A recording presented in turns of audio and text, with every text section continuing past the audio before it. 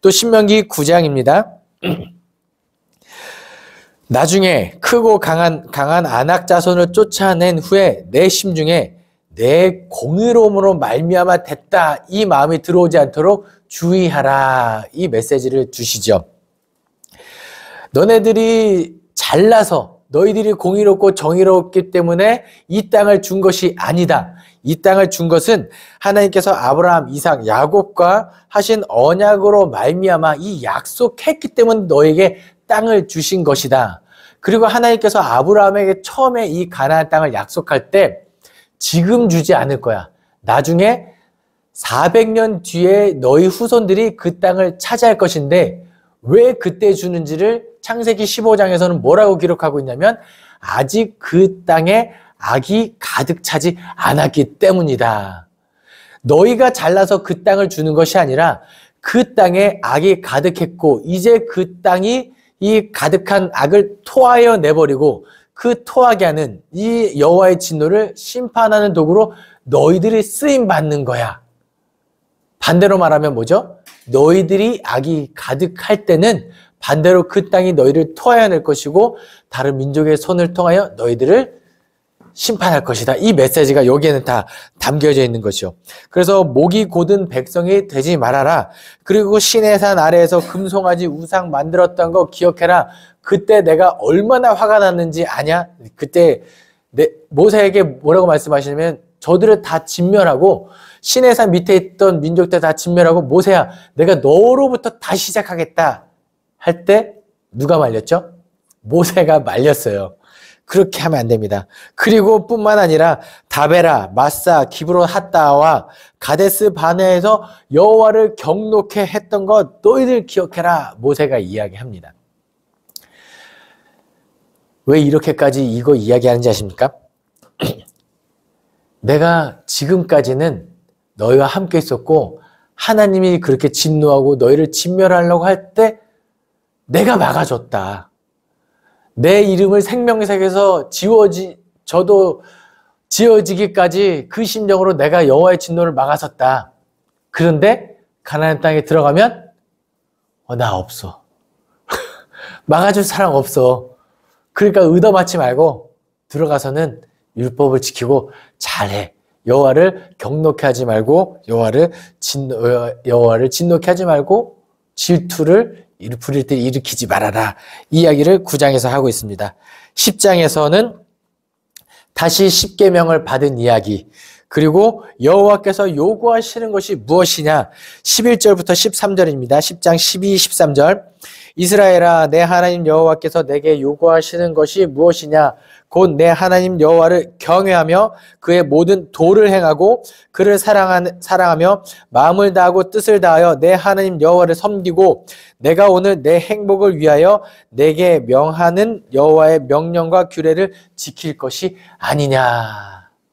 사람아 주께서 선한 것이 무엇인지 내게 이미 다 알리셨으니 뭐예요? 이거 나중에 가면 또 선지자 누구죠? 미가인가가 또 인용을 해요. 사람아 주께서 선한 것이 무엇인지 내게 보이셨나니 오직 정의를 행하고 인자를 사랑하며 긍휼히 여기고 하나님이 기뻐하시는 대로 삶을 살아라. 이게 하나님께서 우리에게 원하시는 거예요.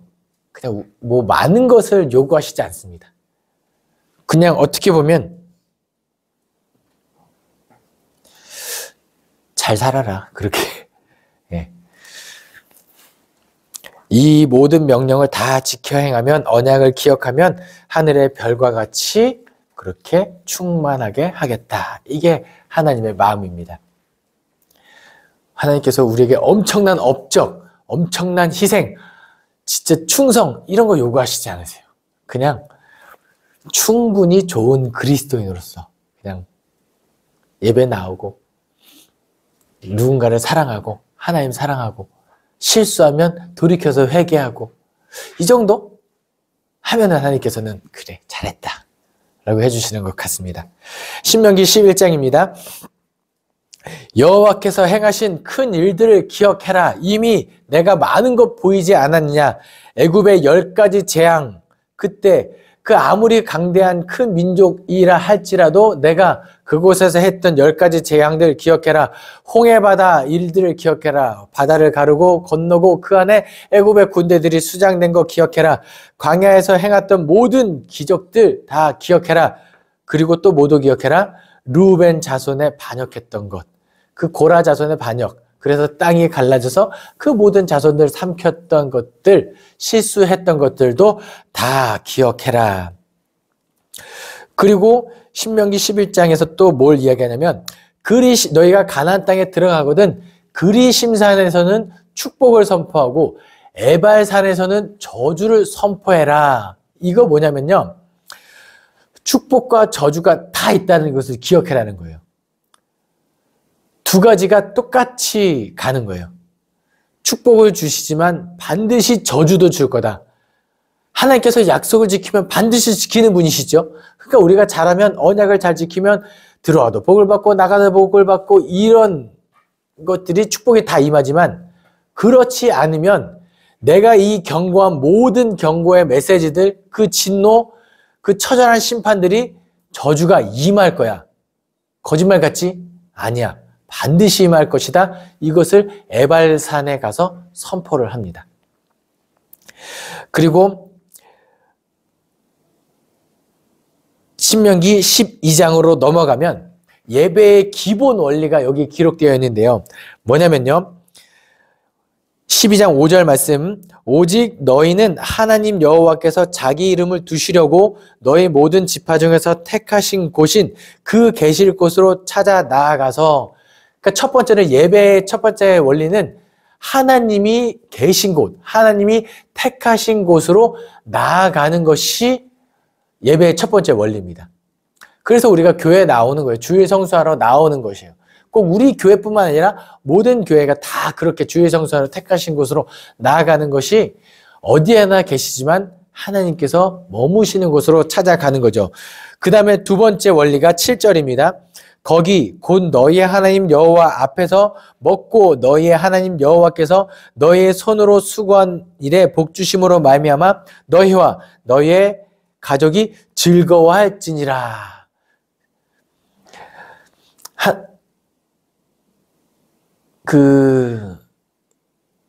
하나님께서 우리를 사람을 지은 제일 되는 목적, 하나님을 영화롭게 하고 하나님을 기뻐하는 것이 이것이 제일 되는 목적이거든요. 이 예배가 그거예요. 택하신 곳에 나와 하나님을 영화롭게 하고 그와 더불어 기뻐하는 것. 그러니까 예배 원리는 택하신 곳에서 기뻐하시는 것이 예배입니다. 물론 예배 나와서 회개하고 눈물을 쏟고 내가 힘든 것을 토로하고 그런 과정도 있지만 기본적으로는 그런 것도 다 하나님 앞에 내려놓고 하나님을 기뻐하는 것이 예배의 원리. 그런데 중요한 것이 또 있어요. 나만 기쁘고 나만 즐겁고 나만 행복하면 반쪽짜리 예배입니다. 12절입니다. 너희와 너희의 자녀와 노비와 함께 너희의 하나님 여호와 앞에서 즐거워할 것이요 내 성중에 있는 레위인과도 그리할지니 레위인은 너희 중에 분깃이나 기업이 없음이니라. 나뿐만 아니라 저 소외된 자들, 가난한 자들, 그 이웃들도 함께 참여할 수 있도록 해주는 예배가 온전한 예배예요. 그래서 우리 수산교회 예배는 나만 기존에 우리끼리만 즐거워하는 예배가 되면 안 되고 새로 오는 힘든 사람 누구든지 우리끼리만의 공동체가 아니라 모든 사람의 공동체로 발돋움할 때 우리 수산교회는 하나님이 기뻐하시는 예배하는 공동체 된다라는 겁니다. 그리고 또 여러 가지 제사 규정들, 레위 규정들이 12장에 잘 기록되어 있습니다. 신명기 13장입니다. 거짓 선지자들에 대한 경고입니다. 창세기부터 신명기 여기까지 하나님의 거의 선지자 중에 가장 선지자는 모세입니다. 선지자는 다른 거 없어요. 하나님께서 먼저 일러주시고 먼저 알았기 때문에 다른 사람들이 모르는 것을 하나님의 말씀을 선포하는 것이 선지자예요. 점집에 가서 오늘의 운세는 하면서 이게 미래를 맞추는 게 선지자가 아니라 먼저 알짓자 하나님의 뜻을 먼저 알고 깨달은 사람이 선지자예요. 그러니까 여기서 이 강의를 들은 사람 중에 누가 선지자예요?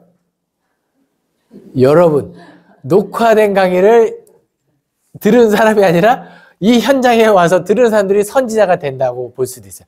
아, 하나님의 뜻이 이거구나 먼저 깨달았으니 먼저 삶으로 실천하고 또 삶의 자리에서 다른 사람에게도 그 하나님의 뜻을 알려주며 삶으로 드러내면 다 선지자적인 삶을 산다라고 보시면 되겠습니다. 그런데 그 가나안 땅에 들어가면 나는 없죠. 모세는 없어요. 그러면 어떤 일이 발생하는지 아십니까? 예전에는 모세의 권위가 있잖아요. 하나님을 대면하고 했으니까 모세의 말이 제일 되는 기준이에요. 그런데 이제 가나안 땅에 들어가면 다른 사람들, 우후죽순같이 이미 하나님의 영이 임재한 사람들도 있고 앞에 모세의 첫 번째 설교에서 뭘 이야기했어요? 모세가 세운 사람들, 그 사람들 하나님의 영에 대해 감동된 사람들이에요. 그러니까 이 사람들의 말을 잘 들어야 되는데 분별해라는 거예요. 거짓 선지자들도 분명히 일어날 것이다. 그런데 그 꿈꾸는 자들, 그 이상한 말하는 사람들의 말에 혹하지 말아라. 혹하지 않으려면 뭐예요?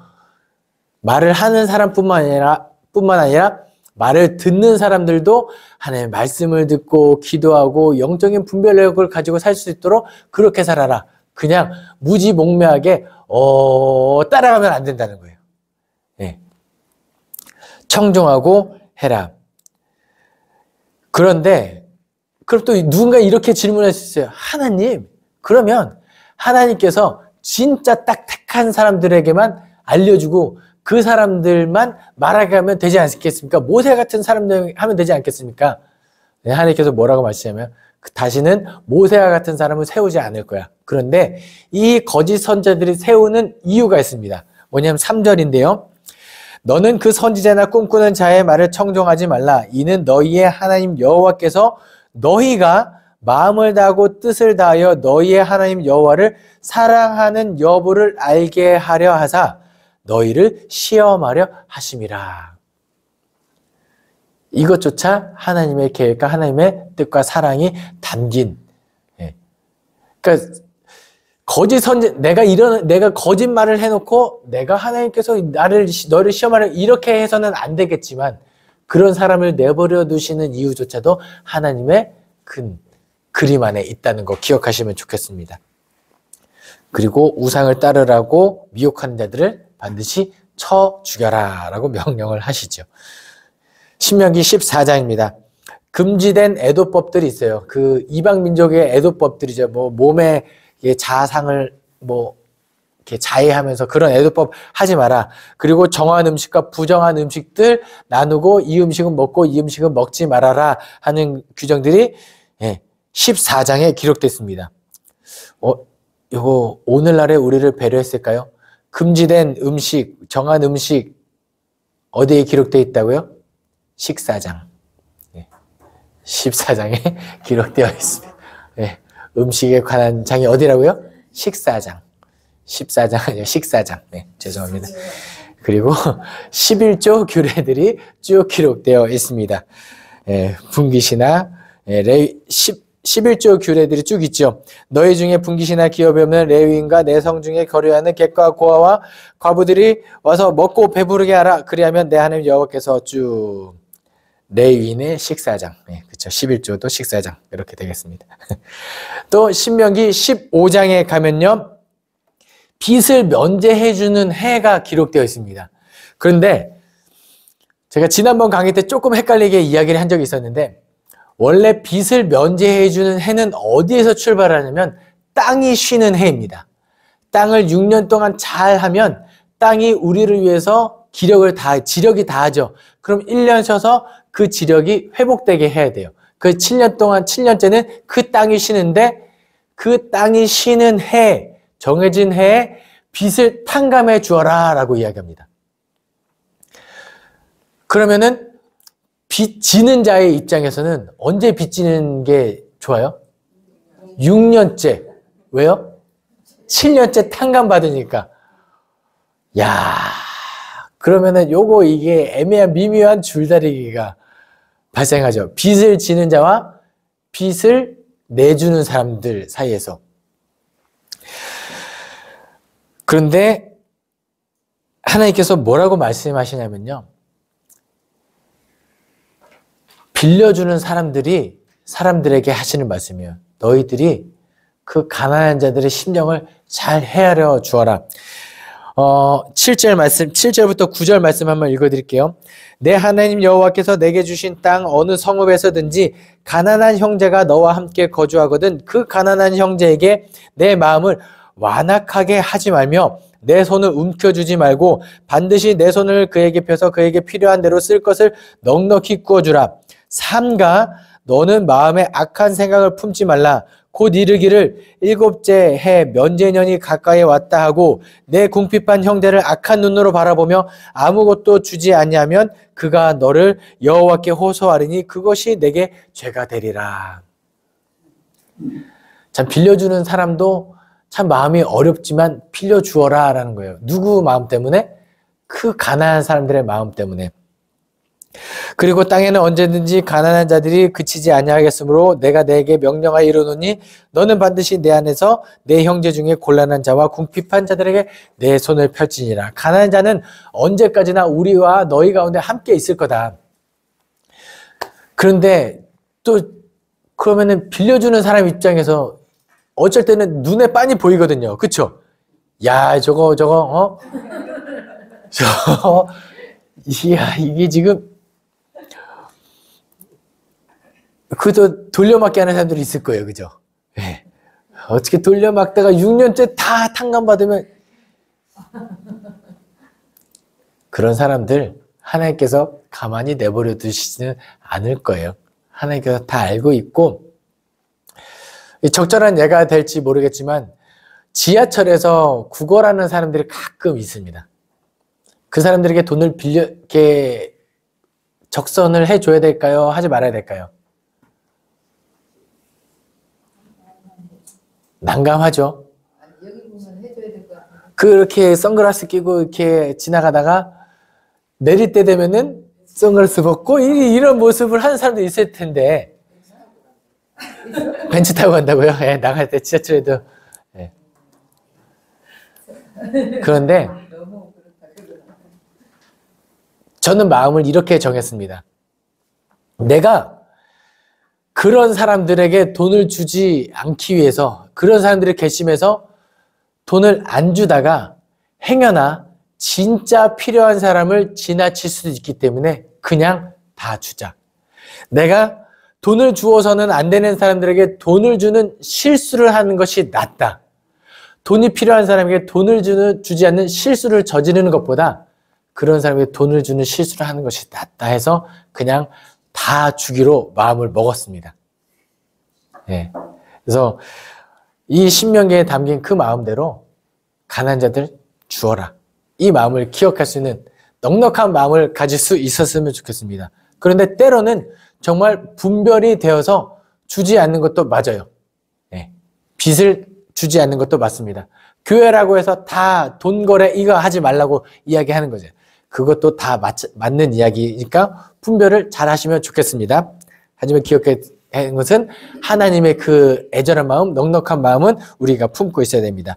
16장에서는 여호와의 그 이스라엘의 3대 절기, 6월절, 77절, 초막절, 6월절은 그 어린 양의 피로 다 넘어간 절기, 77절은 오순절, 그 다음에 초막절은 그 광야에서 힘든 시절을 기억하라고 초막을 짓고 난, 그리고 16장에서는 공의로 재판하라. 재판할 때 돈을 받고 이렇게 잘못된 재판하지 않도록 부자들에게만 유리한 재판하도록 공의로 재판하라.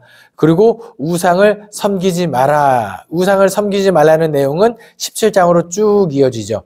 그리고 17장에서 독특한 규정이 하나 있습니다. 이스라엘의 왕에 관련된 규정이에요. 신명기 17장 14절부터 24절에 너희들이 그 땅에 들어가서 땅을 차지하고 왕을 요구하거든. 왕은 이러이러해야 된다. 왕에 대한 관련된 규정들. 이것이 신명기에 기록되어 있다는 것이 참 놀랍죠. 왜냐? 모세는 왕이 아니었죠. 그리고 왕에 관련된 왕정 시대가 아니었어요.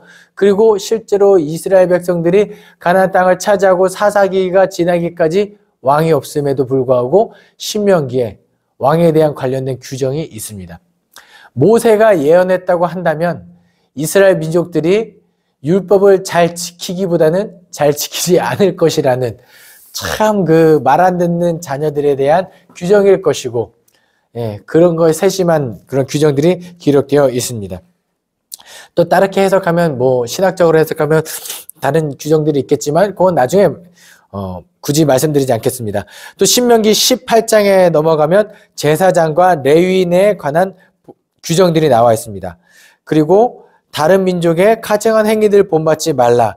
너와 같은 선지자들을 일으킬 것이다 라고 이야기하는데, 선지자들이 참 선지자인지 거짓 선지자인지를 적어하는 규정, 방법은 딱 하나입니다. 그 선지자의 말이 성취되었느냐, 성취되지 않았느냐. 그럼 제가 예언 하나 하겠습니다. 지금까지 창세기부터 신명기 이 강의를 잘 듣고 성경을 잘 읽어오신 분들, 하나님의 뜻을 깨닫는 분들이 되실 것이고 하나님의 뜻대로 살아가는 진정한 그리스도인이 되실 것입니다. 제가 여기까지만 예언하겠습니다. 그럼 이영호 목사가 참 예언자인지 거짓 예언자인지는 뭘로 알 수 있을까요? 이 예언이 성취되었느냐, 그렇지 않느냐. 여러 이 강의를 듣고 이 예언들은 여러분들이 참된 그리스도인으로 살아갈 때 이영호 목사가 참된 예언자가 될 수 있다. 그래서 이영호 목사가 사쿠라가 되지 않도록 여러분들이 잘 도와주셨으면 좋겠습니다. 예, 여기까지 또 신명기 1장부터 18장까지 강의를 했는데요. 여러분께서 잘 들으셨고 모세의 심정으로 제가 잘 심정을 녹여서 강의를 했는데요. 그 뜻, 하나님의 뜻 되겠죠. 하나님의 심정으로 말씀드렸으니까 여기까지 잘 지킬 수 있는 우리 모든 성도님들 되셨으면 좋겠습니다. 기도하겠습니다. 사랑이 많으신 하나님 아버지 감사합니다. 오늘도 신명기 1장부터 18장까지 부족한 종의 입술을 통하여 가르치게 하시니 감사드립니다. 하나님의 뜻을 깨달았으니 하나님의 뜻대로 살아갈 수 있게 도와주시옵소서. 무엇보다도 더욱더 겸손하며 삶의 자리에서 가난한 이웃들과 하나님과 더불어 살아가는 그리스도인 되게 하여 주시옵소서. 감사드리며 예수 그리스도의 이름으로 기도합니다. 아멘.